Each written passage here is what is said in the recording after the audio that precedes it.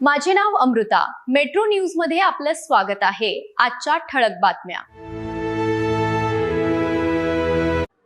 सोलापूर शहरामध्ये सर्वांची श्रद्धास्थान असलेले श्री गजानन महाराजांची पालखी सोलापूर शहरामध्ये येणार आहे।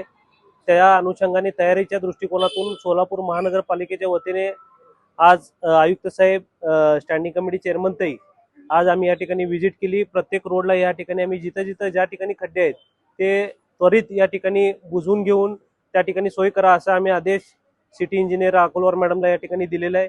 व पालखी सोहळ्यामध्ये एक ॲम्ब्युलन्स आपल्याला या ठिकाणी गरजेची आहे आणि त्या ठिकाणी डॉक्टर्स देखील आपण या ठिकाणी भक्तांसोबत आपण ठेवणार आहोत।